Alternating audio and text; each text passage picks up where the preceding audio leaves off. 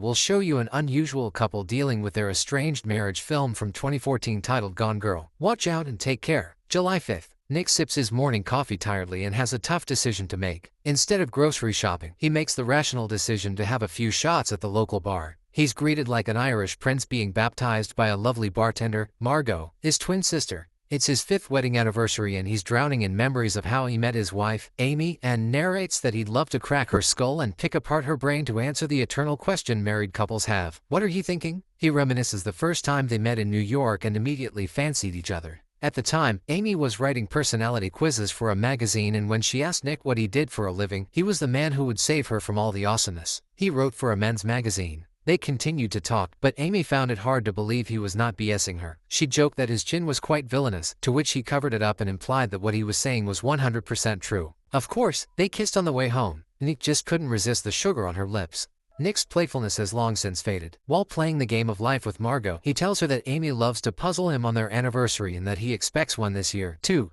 What is the clue for this year? Nick receives a call from a neighbor telling him that his cat is outside. He returns home. The door is open and he calls for Amy. She does not answer. He goes into the living room and sees that a table is flipped over and the glass top is shattered on the floor. Nick yells Amy's name, which terrifies his neighbor. The cops arrive and Nick shows them around. He reveals that he and Margot own the bar. Coffee-addicted Detective Rhonda pins yellow post-its to important stops in his house while accompanied by her partner James. Rhonda notices a blood splatter in an unusual spot in the kitchen and James gives Nick a look. The detective continues to look for clues as she stops by Amy's impressive gal. Nick is concerned. She knows and amazes Amy's books.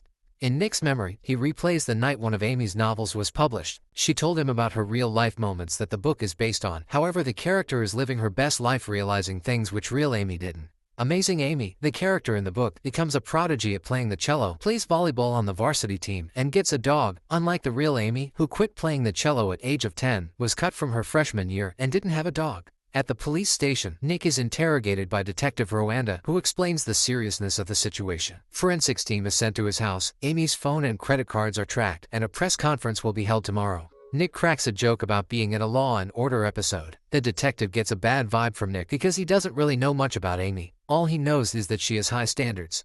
Nick reminisces about the time he spent with Amy in the library. While Nick seems to have found a good book by Jane Austen, the library visit was the reason for the second anniversary's clue, cotton. Amy gave him expensive Italian cotton sheets. Guess what Amy got? Italian cotton sheets.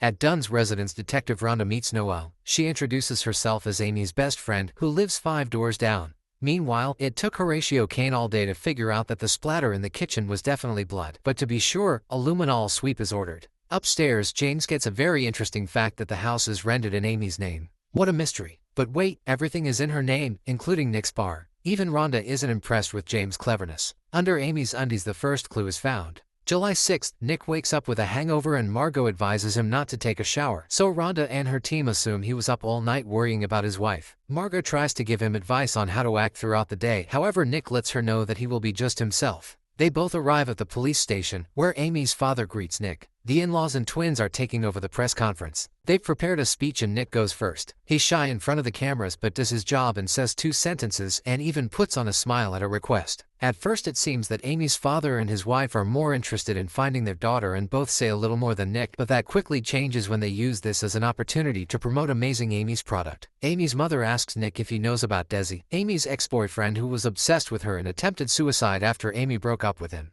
A restraining order was filed afterwards. Rhonda becomes suspicious after finding out that Desi lives within a 2-hour drive. There's also a man named Tommy who was Amy's boyfriend 8 years ago in New York. She broke up with him after he got physical against her. Compared to Tommy, Nick seems like a nice guy after all. Rhonda asks Nick to stay longer and shows him the first clue they found in Amy's drawer. He explains to her that it is a treasure hunt for their anniversary that his wife is conducting. He looks at it and quickly unravels the thread, knowing where to go. In the tiny office at Nick's school, another clue has been left for him. Rhonda interrupts him reading the clue as she starts asking questions like his ex did in college after finding one of these. Same answer as in college. He manages to lie about where the next clue is hidden. Nick is at his father's house. Surprisingly, he forgot the code to deactivate the alarm system and almost accidentally orders a pizza when Rhonda interrupts him, having followed him. An awkward situation for Nick. He leads her out and she questions if this is the brown house mentioned in the second clue that Nick hid from her. Nope, it's still blue, and waddles away. The third clue infuriates Nick when Amy tells him where she hid the fourth clue. It's where he keeps goodies for anniversary 5. Female dog. Nostalgia resurfaces of the time when their marriage was tested for weak spots. Amy recorded in her diary that it was a tough time when Nick lost his job and Amy was forced to lend money to her parents from her trust fund. Almost all of it. At that time, Nick was depressed and spent the money carelessly, which was hard for Amy. He wasn't used to being unemployed and that Amy didn't trust him and his intentions, but she kept motivating him as his wife that he would find a job. July 7th. The event is organized by Amy's parents. When Nick arrives, many take a hard look at him. Margot compliments him on looking like a piece of crap. Nick denies to Rhonda that Noelle is Amy's best friend and James makes it clear to Rhonda that he doesn't like Nick. Shauna introduces herself, feeling sorry for Nick and saying she can fix him with chicken Frito pie. It looks like she's at the wrong party when Nick asks her to delete a picture of them. This upsets Shauna and she leaves. Amy's mom is also pissed. She thinks Nick is having a good time, to which he replies that it's his nightmare. He's just trying to be nice to the people who volunteer to help find Amy. The search continues with a large number of volunteers. Margot's watching the TV when Nick shows up on the news. The report coincides with James and Amy's mom's opinion that Nick doesn't look like he's affected by his wife's absence, and Margot worries that Nick is hiding something from her. Nick is startled by the people's judgment and only wishes he could come to his sister's place and not be judged. In the past, Amy and Nick moved from New York to Missouri to save Nick's mother, diagnosed with cancer. Amy didn't mind, she just wanted to be asked. That's when she wished to disappear for the first time. When Margot goes to sleep, Nick gets a text message from Andy, who's one of his students and wants to get laid. Hope that's not her undies Rwanda was worried about. Naughty Nick. They have to be careful, but Nick still can't resist her. She will make inventorization in her red panty inventory to find out if those were hers in Nick's office. Nick is serious and makes sure she doesn't snitch their relationship to anyone, especially not during the investigation. Andy reveals that he planned to get a divorce, which Nick forbids to speak out loud again. Nick, you better be quick, as promised. After Amy got the impression that Nick is cheating on her, she asked whether they could have a baby to have a real purpose for her in Missouri. Nick saw that as the worst possible time and they had a fight. Nick couldn't control himself and pushed Amy to the ground. Amy became scared that he would hurt her even more. She realized how frightened she was of him. James and Rhonda ask a merchant for information about Amy. He actually knows her and reports that she desperately wanted a gun on Valentine's Day. Amy knew Nick wanted a divorce but didn't ask for it because Amy was his money jar. She became paranoid and thought that she would sleep better with a gun. July 8th. Although Nick had promised to be fast, the lovebirds spent the night together at Margot's doing push-ups. He's only quick in the morning, throwing her out in seconds after waking up. Nick thought the job was done and Margot wouldn't find out, but guess who's mad behind his back? Of course she's mad about him lying. Margot is shocked that he is cheating on Amy with one of his students. Nick is offended. He reveals how terrible Amy made him feel all this time. Margot tells him that he's f***ed if anyone finds out his little secret. She shows him that he's all over the news and not in a good way. Oh, remember Shauna? They look cute together. At least defense attorney Tanner is on Nick's side and defends his unusual behavior. This lady from the news, Ellen, is testing Nick's patience, as every woman has in recent days. Margot suggests him to hire Tanner. Nick's back in his house. The housekeeper isn't getting paid, that's for sure. It's not hard to notice the visit of Horatio Kane and his team as well. He's taken a bite out of the range hood in the kitchen. While Nick enjoys his ice cream, one of Kane's team members has forgotten his way home and befriends the garbage man. James is surprised that Nick hasn't been arrested and challenges Rhonda. James doesn't believe in Nick's innocence, but for Rhonda there is insufficient evidence that Amy needed a gun to protect herself from Nick. As Rhonda says never talk to her like that, the results of the blood test come from sample taken from the kitchen. It's Amy's. James believes Ellen more than his partner Rhonda. In the evening, Nick prepares for another event to ask for help finding his missing wife. Nick says that he is innocent and loves Amy. Andy isn't happy. The crowd loves his speech when Noelle suddenly interrupts, doubting that he gave the police information about Amy's pregnancy. Andy, Margot, Amy's parents, everyone is shocked. Nick flees from the journalists and he hops into a police car. Rhonda is sick of Nick's BS. Photos prove that Amy and Noelle were friends, but Nick insists they don't prove Amy's pregnancy. Rhonda suspects the crime scene was staged. In a fight, the photo frames would have fallen down. The luminol test revealed a lot of blood in the kitchen. Rhonda suspects it was a homicide and the only thing missing is a body. Not good news for Nick, as Noelle tells that Nick's and Amy's marriage is crap. Rhonda accuses him of spending Amy's money. Shocked at the amount of his debts, Nick is convinced that his identity has been stolen. Also of interest to Rhonda seems to be the fact that Nick bumped Amy's insurance to $1.2 million back in April. Rhonda gets a call and receives information about Amy being pregnant. After the police leave, Margot comes in. Nick's on the phone with Andy, who's not in the best of moods. Margot must finally learn the truth. Nick tells her that he, too, is surprised by Amy's pregnancy and explains that it was Amy who didn't want children. Margot finds the third clue in Nick's hate box, which he can't solve. Margot is disappointed that Nick is still hiding something and leaves. James and Rhonda are back at Nick's father's house. The detective is eager to find a body to close the case. Meanwhile, Nick is trying to solve Amy's third clue. In the furnace, Rhonda discovers Amy's diary. Nick reveals the clue and heads straight to Margot's woodshed. Nick opens a gate and finds all the things listed on the bills. Welcome to Nick's paradise. There's a gift from Amy. July 5th, the morning Amy disappeared. It was she who orchestrated the crime. In Amy's eyes, Nick killed her by being lazy, lying to her, taking away her pride, her dignity, her hope, and her money. It's equal to murder and he will go to prison for it. She was well prepared to fake her death. She created money problems, bought a cheap getaway car with cash, and faked her pregnancy by befriending local idiot Noel. She staged a crime scene with flaws just enough to create doubt, and used her own blood to make it look like a homicide. Invented fake stories about their violent relationship, described in the diary, and left it for the cops. Finally, the anniversary's tradition was honored with a special treasure hunt. The truth is that she pretended to him to be the cool girl as long as he remained the man of her dreams. She couldn't stand that he expected her to love him unconditionally, especially when she knew about the affair with the new cool girl, Andy. She won't let him destroy her and end up happier than ever. As Nick opens up the gift, Margot reads the note Amy left for him. He realizes that Amy knew about his affair. The subtext of the note says that Nick will go to prison. He finally understands that Amy is framing him for her murder and what it's all about. Amy set him up so he couldn't have an alibi. She's good.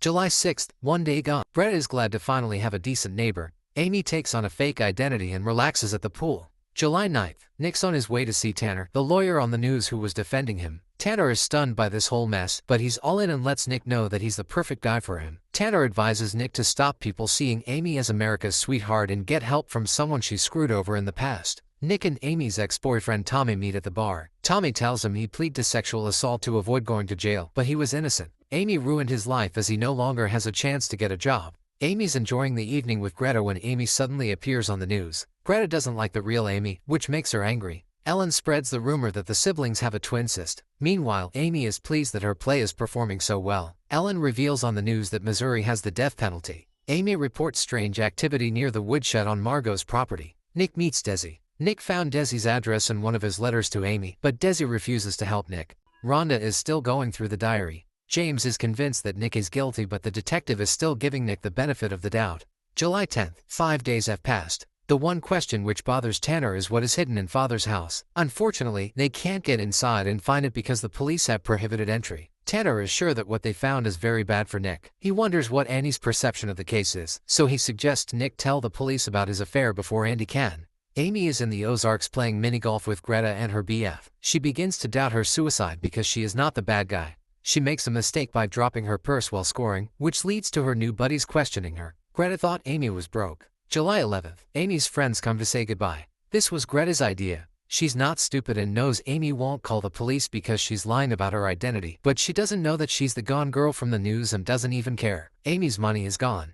July 12th, Tanner and Margot are preparing Nick for the interview with Sharon. He has to play the gentle, honest, good guy the public needs. Amy's at the casino where she happens to meet Desi. She starts manipulating him and tells him lies about Nick, the baby, and the reason for her disappearance. Desi believes her story and reveals to her that Nick has visited him. He still loves her and shares his joy that she saved his letters. He offers to hide her at his lake house. Sharon comes to interview Nick, but gets bad news on the phone. Andy's speech is on the news. Amy isn't pleased with Andy and her appearance. Tanner insists that it's now too late for Nick's interview, but Nick asks to trust him and convinces him to proceed as planned. Sharon puts on a smile. Lights on, show's on. He is amazingly good. Late at night in Desi's lake house, he shows her around and tells her to make herself at home. Apparently the house hasn't made an impression on Amy. She just wants to watch the news. He continues his tour of the house, reminding Amy that he has a small wiener as he continues to brag. She can feel safe because there are cameras all around the house. July 13th. The morning is quiet, but it's interrupted by Desi's loud arrival. She lets him know that she must feel safe and it makes him glad. Sharon's show airs out. Amy seems moved by Nick's words, as do the others. He loves Amy. She loved what Nick said. He's out of the woods. Immediately after the show, Rhonda and her team pay Margot a visit to take a look inside the woodshed due to Amy's phone call. Rhonda seems disappointed with what they find. She regrets giving Nick the benefit of the doubt. Desi is impatient about his future with Amy and wants her badly. She asks for more time in a manipulative way. He will move in with her and they will sort it out together. Amy doesn't like it. Meanwhile, Nick is angry at the police. Luckily, Tanner's with him. Tanner knows they can't arrest Nick without a body found. Only a confession can put him behind bars. Rhonda starts by showing him Amy's gift, the creepy puppets and the fake diary. Tanner starts to sweat because Nick has a big mouth. Finally, Rhonda is convinced she has enough evidence to arrest Nick. There's nothing Tanner can do for him. July 26th, 21 days have passed. Amy and Desi are living together. Still in her nightgown, Amy plays her role perfectly. She pours him coffee, brings him his forgotten keys, and even, instead of saying goodbye, kisses him so gently that his lips begin to bleed. After he leaves, Amy stages another scene. By this time, Tanner has managed to get Nick out of jail.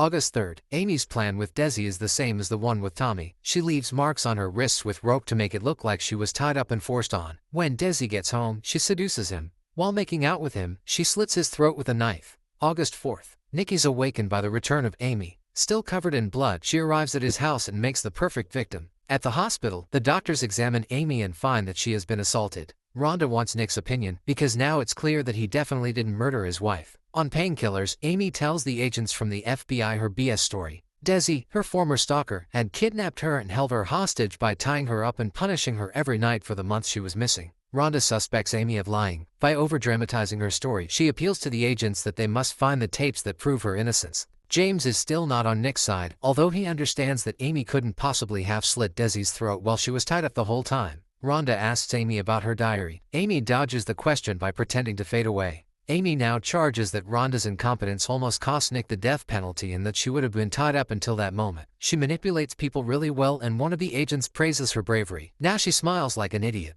For Nick, it only caused problems. He's smarter now. The couple returns home. Amy's the star. People love her. The show is over. Nick is desperate to know what really happened. He doesn't trust Amy anymore. To make sure Nick isn't wired, Amy asks him to take off his clothes. They talk in the shower. In Nick's eyes, she's a murderer, but Amy keeps trying to convince him that she was just trying to fight her way back to him. She went back because Nick begged her. Nick wants to leave. Amy threatens him that he'll lose his reputation and she will destroy him if he decides to leave. Before he goes to sleep, he finds out that there was never a baby. Nick locks his door because now he's afraid.